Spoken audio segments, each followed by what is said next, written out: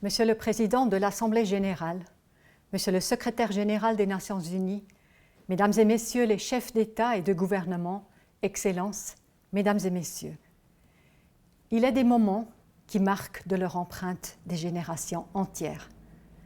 La fondation de l'Organisation des Nations unies, il y a 75 ans, a été un tel moment. Pour cela, nous devons être reconnaissants à nos parents. Pouvons-nous néanmoins aujourd'hui nous permettre un regard critique sur l'ONU? Oui, nous le pouvons, nous le devons même. En effet, 75 ans plus tard, il y a toujours des guerres, plus de réfugiés et de déplacés que jamais, une crise climatique pour l'heure sans solution, des millions d'êtres humains souffrant de la faim et l'égalité entre les hommes et les femmes qui n'est pas réalisée. Nous pourrions critiquer l'ONU pour cela, mais au fond, quand nous parlons de l'ONU, de qui parlons-nous? Nous parlons en fait de nous-mêmes, car l'ONU, c'est ses États membres, et ceux-ci font souvent l'obstacle au travail de l'ONU. Ils bloquent des décisions ou refusent de les mettre en œuvre, ils torpillent des résolutions et en violent les principes.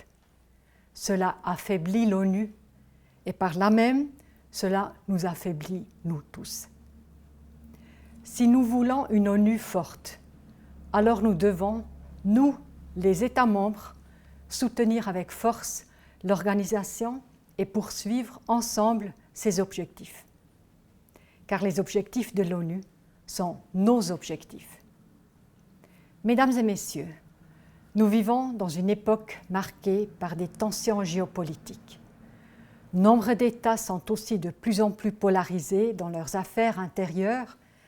Plus que jamais, l'ONU est indispensable pour la promotion de la paix et de la sécurité dans le monde. Elle incarne la cause des droits de l'homme, celle du développement durable ainsi que celle d'un monde réglé par le droit. Nous serions donc bien avisés de poursuivre ensemble les objectifs de l'ONU car ils nous profitent à tous et nous renforcent. Mon pays est fier de contribuer à la réalisation des objectifs de l'ONU, même si cela n'est pas toujours aisé. Traduire en politique nationale les objectifs que nous nous sommes par exemple fixés dans le domaine climatique ou en matière d'égalité des sexes est difficile, mais c'est pour cela que nous tous, hommes et femmes politiques, sommes élus. Pour offrir à nos populations respectives et à l'humanité en général une vie décente dans la liberté et la sécurité. Mon pays plaide aussi pour un ordre international réglé par le droit. Nous nous engageons pour le droit international humanitaire et la prévention des conflits et offrons nos bons offices là où ils sont souhaités. Mon pays est prêt à assumer encore davantage de responsabilités et c'est pour cela que la Suisse est, pour la première fois, candidate à un siège non permanent au Conseil de sécurité pour la période 2023-2024. Bien évidemment, la Suisse appuie sans réserve l'appel du secrétaire général à un cessez-le-feu mondial. Mais au-delà d'un tel appel, que faire? Nous devons investir encore davantage dans la prévention des conflits. Ici aussi, les droits humains doivent demeurer au centre de notre action. La Genève internationale contribue en ce sens également à la prévention des conflits en accueillant par exemple le Conseil des droits de l'homme ou le secrétariat du traité sur le commerce des armes.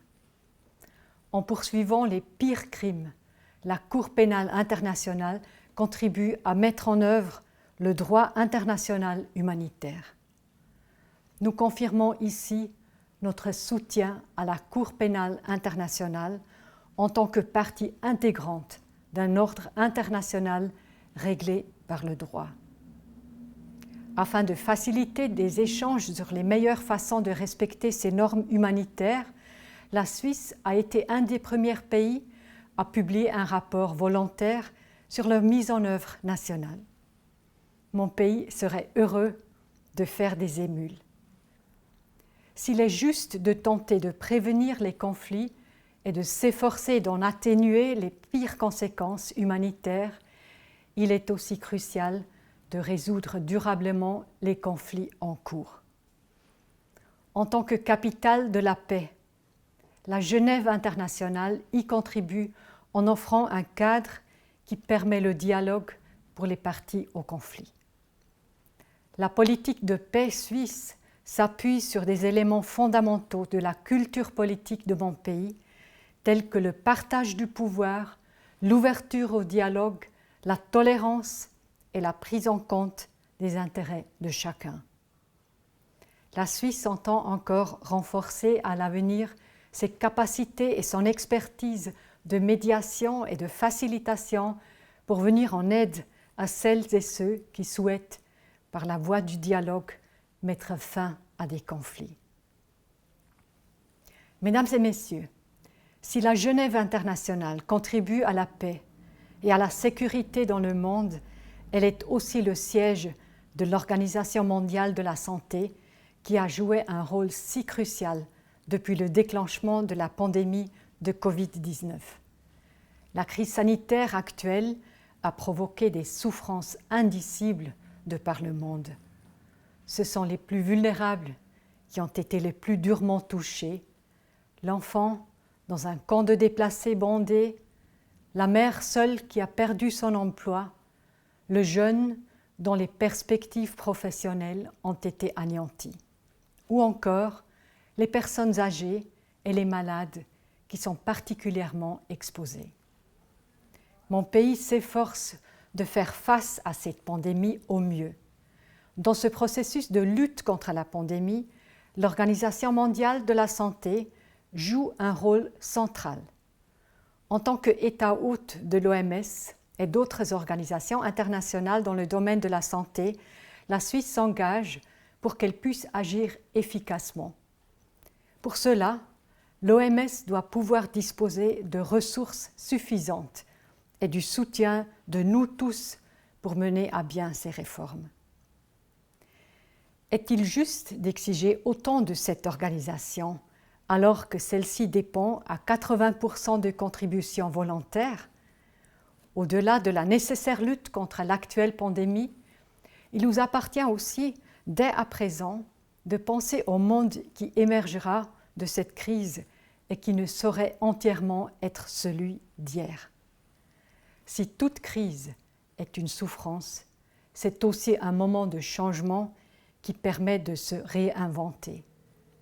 Réinventons-nous donc en gardant à l'esprit les objectifs que nous nous sommes fixés à nous-mêmes lors de la création de l'ONU il y a 75 ans. Mesdames et messieurs, il est des moments qui marquent de leur empreinte des générations entières. Dans de tels moments, des actions décidées et courageuses sont requises. Cela est vrai aujourd'hui. Du point de vue de mon pays, les tâches les plus urgentes sont la mise en œuvre de l'agenda 2030 pour le développement durable ainsi que l'accord de Paris et un engagement accru en faveur de la paix. C'est à nous, représentants politiques de nos pays respectifs, qu'appartient la responsabilité de prendre les bonnes décisions pour le bien de notre humanité commune et de notre planète. Assumons cette responsabilité. Renforçons la capacité d'action de l'ONU et assurons-nous que les décisions que nous prenons aujourd'hui fassent la fierté des générations de demain.